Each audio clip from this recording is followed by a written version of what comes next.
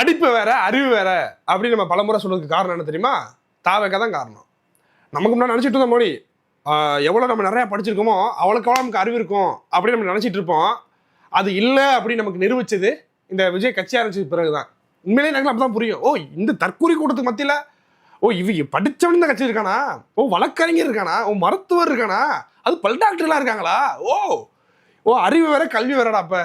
அப்போதான் எனக்கு புரியுது. அதுக்கு சில உதாரணங்களோடு இன்னைக்கு இந்த காணொலியில் நம்ம பேச போகிறோம். அதற்காக தான் இந்த பதிவு. தாவேக்காரங்க யாராச்சும் இருந்தீங்கன்னா தற்கொலை பதிக்காதீங்க, அதுக்கு நிர்வாகம் பொறுப்பு இருக்காது. உலக தமிழர்கள் அனைவருக்கும் வணக்கம். இது உங்கள் தென்னகம். நான் உங்கள் விஷ்ணு தென்னகத்தை. சப்ஸ்கிரைப் பண்ணுங்க, பெல்ல தட்டுங்க, இணைந்திருங்கள். எவன்டா மூர்க்கமா சண்டை போடுவான்னு பார்க்குறான். இங்கே வர்றான், தென்னகத்துக்கு வரும்போது திணறான். தாவேக்காரர்களை தற்கூரினா கோச்சிக்கிறாங்கல்ல, அந்த தற்கூரின்னு சொல்ல வேணுமே அறிவாளின்னு சொல்லுவோம். நான் சொல்ல போகிறேன் இனிமேல் அறிவாளி என்று. நான் எல்லாத்தையுமே தாவேக்காரர்களே அறிவாளி, அறிவு ஜீவிகள் என்று சொல்ல போகிறேன். ஆனால் நீங்கள் என்ன சொல்ல போறீங்கிறத இந்த காணொலி முடிவில் நீங்கள் கமெண்ட் பண்ணுறீங்க. சரியா? பார்த்துட்டு உதாரணம். நான் 2 டைம் போட்டேங்கண்ணா. முதல்ல ரெட்டலைக்கு போட்டேன், அப்புறம் சீமானுக்கு போட்டிருக்கேன். இந்த வருஷம் விஜயநந்தன் நான் ஓட்டு போடுவேன். எங்கள் வீட்டில் 9 பேர் இருக்காங்க. 9 பேர் விஜய்க்கு தான் ஓட்டு போடுவாங்க. இல்லைன்னா அவங்களுக்கு சோர்ல விஷம் தான். எங்கள் வீட்டில் 9 பேர் இருக்காங்க. 9 பேர் விஜய்க்கு ஓட்டு போடலான்னு வச்சுங்களேன், விஷம் வச்சிருவேண்ணா. ஏன்பா ஏன் விஷம் வச்சிருவீங்க? கொண்டுருவாங்களா அவங்க? பார்த்துக்கங்களா எவ்வளவு அறிவாக செயல்படுறாங்க பார்த்தீங்களா? ஓட்டு போடலாம் விஷம் வச்சு போடுவேன் அப்படின்னு சொல்லக்கூடிய இவங்களை பார்த்து நீங்கள் அறிவு ஜீவின்னு சொல்லுவீங்களா இல்லை தற்கூரின்னு சொல்லுவீங்களா? நீங்களே சொல்லுங்கள். நான் அறிவு ஜீவிங்கிறேன், இவங்க அறிவு ஜீவி தான் கோச்சிக்கிறான். இல்லை, நான் அறிவு ஜீவினே சொல்கிறேன். அறிவு ஜீவி, அறிவார்ந்த கூட்டம் அப்படி சொல்லுவோம். நீங்கள் என்ன சொல்ல போகிறீங்க? என்ன சொல்ல போகிறீங்க? ஏன்டா நான் என் வீட்டில் இருக்காங்க, நாம் தமிழர் கட்சிக்கு ஏன் ஓட்டு போட வேண்டும் என்று நான் விளக்கம் கொடுப்பேன், தெளிவுபடுத்துவேன். இது வரைக்கும் ஆண்ட கட்சி எத்தனை இருக்குது, இது வரைக்கும் அவங்க என்ன பண்ணியிருக்காங்க, நாம் தமிழர் கட்சி வந்தால் என்ன பண்ண போகுது அப்படிங்கிறத தெளிவுபடுத்துவேன். அதற்கு பிறகு ஓட்டு போடுவதும் போடாமல் இருப்பதும் உங்களுடைய இஷ்டம். இப்படி தான் பேசுவேன். போட்டே ஆகணும்னா சோரில் விஷ வச்சுருவேன் சொல்ல மாட்டேன் நான். ஏன்னா நான் அறிவார்ந்த கூட்டம், ஒரு படிப்பினை படிச்சிருக்கோம். எது அரசியல் நமக்கு எப்படி இருக்கணும், என்னவாக இருக்கணும், இது வரைக்கும் இவங்க என்ன பண்ணியிருக்காங்கிற புரிதல் இருக்குது. சீமானுடைய பிள்ளைகள் அனைவருக்கும் இது இருக்கும். விஜயை பின்பற்றக்கூடிய அந்த தலைமை தற்கூரியை பின்பற்றக்கூடிய இந்த தற்கூரிகளுக்கு என்னவா இருக்கும்? ஒரு இளவு இருக்காது. விஜய் சொன்னா ஓட்டு போடுவான், விஜய் சொன்னா ஓட்டு போட மாட்டான். நாளைக்கு விஜய் சாகனா சாவும், எங்க தளபதிக்கா என் உயிர் போது பெருமை அப்படின்னு பேசுவோம். இந்த கும்பலை வச்சுக்கிட்டு நம்ம என்னங்க பண்றது? ஒண்ணு இல்ல, இன்னும் நிறைய இருக்குங்க. அடுத்து பாருங்க. ஆனா தற்கொலை கூட்டம் எல்லாமே சம்பளத்தை விட்டு நான் வந்திருக்கேன். நான் சரிங்களா, 2000 சம்பளம் எனக்கு. நான் அதை விட்டு வந்திருக்கேன். இது நான் தற்கூரியா? நான் தற்கூரியா? 2000 சம்பளத்தை விட்டு நான் வந்திருக்கேன். நான் தற்கூரியா? நான் 2000 சம்பளத்தை விட்டு வந்திருக்கேன். நான் தற்கூரியாப்பா? நான் 2000 சம்பளத்தை விட்டு வந்திருக்கேன். 2000 சம்பளத்தை விட்டுட்டு ஒருத்தன் வந்திருக்கான் அப்படின்னா நீ தற்கூரி தான்டா. எதுக்கு வந்திருக்க நீ? விஜய் பேசுறத பார்க்க வந்திருக்கியா? விஜய் பேச அப்படியே அறுத்து தள்ளிடுவார்ப்பலையா? அப்படியே உலக வரலாற்றையும் அறிவார்ந்த வரலாற்றையும் எழுச்சிமிகு வரலாற்றையும் கடத்த போறாரு அவரு. ஒன்றும் இல்லை, ஈவராம் சாமி யார் தெரியுமா?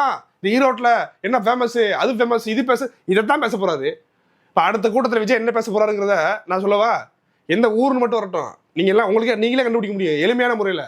ChatGPTயில் போயிட்டு இப்போ மதுரைனா மதுரையில் என்ன ஃபேமஸ் அடிச்சு பாருங்களேன், அந்த விஷயங்கள வருமா? எடுற எக்ஸ்பர்ட்டை அதுலேருந்து அவர் கண்டென்ட் இதைத்தான் பேச போறாரு. இதுக்கு 2000 சம்பளத்தை விட்டு ஒருத்தர் வந்திருக்கான் அப்படின்னா இவன் தற்கூரி இல்லை. அவனே தற்கூரி, நீ தற்கூரி தான்ப்பா. தங்கச்சி கன்சீவா இருக்காங்க. கன்சீவ்னா இப்பதான் 1 மந்த் ஆகுது, சாரி 1 வீக் தான் ஆகுது. கன்ஃபார்ம் ஆயிருக்கு. லேட் பிரெக்னன்சி தான். ரொம்ப கேர்ஃபுல்லா இருக்கணும்னு சொல்லிருக்காங்க. நாங்க வீட்ல எல்லாம் வேணா கூட்டிட்டு போக மாட்டோம்னு சொன்னோம். ஆனா கண்டிப்பா பக்கத்துலயே ஓடி போய் பாத்துட்டாங்க. அவர் கார் வரும்போது எல்லா டிவிலயும் டெலிகாஸ்ட் ஆகும், யாருமா இந்த ரெட் கலர் சுடிதார் அப்படின்னு சொல்லி எல்லாரும் கத்துனாங்க. அந்த அளவுக்கு கார் போகும்போது அந்த கையில தூக்கிட்டு பக்கத்துலயே போய் கை குடுக்குன்னு போனாங்க. ஆனா கை கொடுக்க முடியல. இருந்தாலும் எப்படியே பக்கத்துல போய் பாத்துட்டேங்கிற சந்தோஷம், அதனால எல்லாமே ரொம்ப அழுதாச்சு. அதாவது எதிர்நாட்டு ராணுவம் நம்ம எல்லைக்குள்ள வந்துருச்சு. நம்ம அக்கா தானே வந்துட்டாங்க, ஒரு பெரிய துப்பாக்கி எடுத்துட்டு போய் அந்த ராணுவ வீரர்களை ஒரு பிளாஸ்ட் பண்ணிட்டு வந்துட்டு அப்படி வந்தாங்க. விஜய் மாதிரி பீஸ்ட் படத்தை வரப்பில்ல, அது மாதிரி வந்தாப்புல அப்படிங்கிற மாதிரி அந்த முகம் 2 பேர்த்துடைய முகத்தை பார்த்தோம்னா அவ்வளோ பெருமை. எப்படியே ஒரு வாரம் தான் ஆகுதான் அவங்க கன்சீவ் ஆகி. அந்த நிலமையில் இருக்கும்போது அது கன்சீவ் ஆகிருக்காங்கன்னா அது எப்படி சொல்றதுன்னா, அது கொஞ்சம் கிரிட்டிக்கலான சூழ்நிலை. உடனே வேணா கரு கலையும், படியில் ஏறக்கூடாது, ஓடக்கூடாது, குதிச்சு நடக்கக்கூடாது, டங்குன்னு காலை வைக்கக்கூடாதும்பாங்க. இந்த நிலைமையில் ரொம்ப நாளுக்கு அப்புறம் தான் இவங்க கர்ப்பமாக இருக்காங்களாம். அப்படி இருக்கும்போது நாங்கள் ஓடி போய் தளபதியை பார்த்தோம், ப்ரௌட் மூமெண்ட் அப்படின்னு சொல்கிறாங்கன்னா, பிள்ளையே கலைஞ்சாலும் பரவாயில்ல. ரொம்ப வருஷத்துக்கு பிறகு, ரொம்ப நாளுக்கு அப்புறம் எனக்கு இப்படி தான் கரு உண்டாயிருக்கு. அந்த கருவே கலைஞ்சாலும் பரவாயில்லப்பா, உள்ளக்குள்ள உயிர் செத்தாலும் பரவாயில்ல, வயிற்றுக்குள்ள உயிர் செத்தாலும் பரவாயில்ல, விஜயை பார்க்கணும் அப்படின்னு இருக்கக்கூடிய ஒரு மனநிலை. இது அறிவார்ந்த மனநிலையா? எங்கள் வீட்டில் அக்காவோ தங்கச்சியாக இருந்தால் என்ன செஞ்சிருப்பேன்னு எனக்கே தெரியாது. அங்கே ஓடுறதுனால கரு கழிச்சு இல்லையா? இப்படிலாம் செஞ்சா என்ன நான் எனக்கு கோவம் வருதுங்க.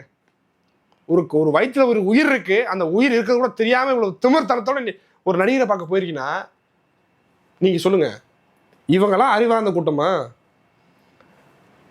கல்வி வேறு, அறிவு வேறு, படிப்பு வேறு, அறிவு வேறு. தெரியுதா? முடியல.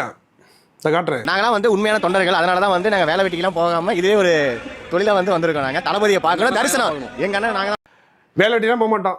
முழு வேலை தான் எங்களுக்கு வேலையே. விஜய் இங்கே வராங்க, போய் இப்போ தளபதி டிவிக்கு இதுதான். டிஎம்கே நடிச்சாடா டிவிக்கு. என்ன பஞ்சு இல்லை, ஆகுன்னு கத்த வரல ப்ரோ.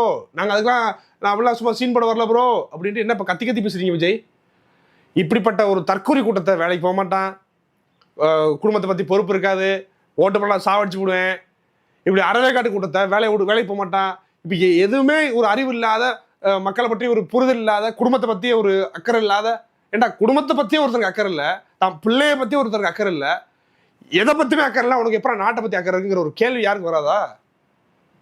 நீங்கள் தாவேக்கா கூட்டம் நடக்குது அப்படின்னா யூடியூப் சேனல்காரங்களாம் ஒரு வேட்டை தான், மைக்கு நீட்டு பண்ணுறாங்களா, இவங்க பேசுகிற வச்சு அதோட முடிச்சிடலாம் கட்சியை.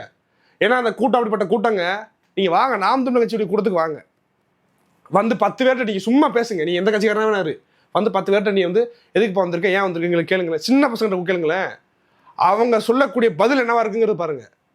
எதுக்கு விஜய் ஆதரிக்கிறீங்கன்னு ஒருத்தர் கேட்குறாப்புல, ஒரு நெறியாளர் கேள்வி கேட்குறாப்புல, ஒரு ஊடகவியலாளர். அதுக்கு அதெல்லாம் நல்லது செய்வாங்க. என்ன நல்லது செய்வார்? அதெல்லாம் 2026 தெரியுங்க. ஒருத்தன் சொல்றா, ஏன்னா கவின் படுகொலைக்கு பேசவே இல்லையே, இதை பற்றி என்ன நினைக்கிறீங்க அப்படின்னா, பேசியிருக்காரு. எங்கப்பா பேசினாரு? எதுவுமே பேசலப்பா அப்படின்னு அந்த ஊடகவியலாளர் திருப்பி கேட்க, அதுக்கு அவன் சொன்னா, பேசலையா, அது வந்து பேசுவாருங்க, அது வந்து சஸ்பென்ஸ் அப்படிங்கிறான். இது சஸ்பென்ஸா? என்ன நடக்குதுங்க இங்கே? திருப்பரங்குன்ற விஷயத்துக்கு பேச மாட்டாப்புல, மத ரீதியான சிக்கல் வந்தாலும் பேச மாட்டாப்புல, அதுக்கு யார் காரணங்கிறது பேச மாட்டாப்புல, சாதி ரீதியான படுகொலை நடந்தாலும் பேச மாட்டாப்புல, எதுக்குமே பேச மாட்டேன். ஆனால் இப்போ ஓடி போய் நினைக்கிறீங்களா? நான் எங்களோட விஜய் இங்கே நிற்பேன், பேசுறது மட்டும் இப்படி, ஆனால் உண்மையில் நிற்கிறது கிடையாது. எடுத்தேன் ஓடிடுது, நிற்கிறது, எந்த பிரச்சனைக்கும் நிற்கிறது கிடையாது, எந்த பிரச்சனைக்கும் வாய் திறந்து பேசுறது கிடையாது. இப்படிப்பட்ட ஒரு நபரை தலைவனாக வைத்துக்கொண்டு, தலைவனே அப்படி இருந்தால் அப்போ கட்சிக்காரன் எப்படி இருப்பான்? தற்கூரி நான் மட்டும் கோச்சிக்கிறாங்க, இது பேர் அறிவார்ந்த செயலா? ஒரு ஒரு ஒரு லேடி சொல்கிறாங்க, ஒரு பெண்மணி போன கூட்டத்தில் பாண்டிச்சேரியில் இந்த மாதிரி விஜய் கிட்டத்தை பார்த்தீங்கன்னா எப்படி இருந்துச்சு உங்களுக்கு, அந்த ஃபீல் எப்படி இருந்துச்சு அப்படி அவர் இந்த ஊடகத்தில் கேட்க, செம்மையாக ஜாலியாக இருந்துச்சு, அவர் மட்டும் எனக்கு கிட்டக்கிறதால அப்படியே முத்தம் கொடுத்துருப்பேன். முத்தம் கொடுத்துருப்பியா? சரி, அவர் அந்த லேடிக்கு தோணி இருக்கலாம், ஒரு வேளை வந்து விஜயோட வெறித்தனமாக ரசிகர் இருக்கலாம், அவங்களுக்கு தோணி இருந்திருக்கலாம், ஓகே. ஆனால் அந்த ஊடகத்தில் வந்து நான் முத்தம் கொடுத்துருப்பேன் அப்படின்னா, இப்போ அதை அப்படி பசங்களுக்கு எப்படி கன்வே பண்ணி பாருங்க. ஒரு பையன் ஒரு நடிகையை பார்க்க போயிருக்கான், அந்த நடிகையை பார்த்தீங்கன்னா இவங்களுக்கு எப்படி தோணுச்சு அப்படின்னா, அந்த நடிகை இழுத்து பிடிச்சி ஒரு உமா கொடுத்துருப்பேன் அப்படின்னா கேஸ் பாஞ்சிருக்கான், மாதர் சங்கம்லாம் பாஞ்சிருப்பாங்க நேரம். ஏய் என்னடா நீ ஒரு பெண்ணை பார்த்து நீ முத்தம் கொடுத்துருக்கேங்கிற? எனக்கு ஒன்றும் புரியலைங்க, அது என்னங்க இங்கே நடக்குதுங்க? முத்தம் கொடுத்துருப்பேங்குதுங்க. அவங்களுக்கு குடும்பம் இருக்கா, அண்ணன் தம்பியில் இருக்காங்களா, அப்பெல்லாம் உயிரோட தான் இருக்கானா, புருஷங்காரன் இருக்கானா, செத்து போயிட்டாங்களா, அதுவும் தெரியல நமக்கு. இந்த சமூகத்தில் எப்படியும் ஒரு பெண்கள் கூட்டம் இருக்கா? அப்போதான் நம்மளுக்கு தெரியுது கல்வி வேறு, அறிவு வேறு, படிப்பு வேறு, அறிவு வேறு அப்படிங்கிறது நமக்கு இந்த கூட்டத்தை பார்க்கும்போது தான் நமக்கு தெளிவாக புரிகின்றது. இந்த கூட்டம் அதிகாரத்துக்கு வந்துச்சா என்னவா இருக்குங்கிறது கனவுலே நடக்காது. ஒருவேளை கனவுலையாச்சும் அதிகாரத்துக்கு வந்துச்சுன்னா ஏன்டா நம்ம தூங்கணும்னு இருக்கும். அப்படிப்பட்ட கூட்டமாக தான் இந்த கூட்டம் இருக்குங்கிறத நம்ம மறக்க முடியாது. இந்த கூட்டம்னா அதிகாரத்துக்கு வரும் நினைக்கிறாங்கல்ல, நினச்சிக்கிட்டே இருக்கட்டும், கனவு வந்துட்டே இருக்கட்டும். அந்த கனவே அவங்களுக்கு வந்து ஒரு நாள் கனவே போகுங்கிறத நம்ம உறுதியாக சொல்ல முடியும். தமிழக மக்கள் புரிந்து கொள்ள வேண்டும், இந்த கூட்டம் எப்படிப்பட்ட கூட்டம்ங்கிறத. இவங்க நம்பியா நீங்கள் ஓட்டு போட போகிறீங்கிறதையும் புரிஞ்சுக்கங்க. பார்க்கலாம். நன்றி, வணக்கம்.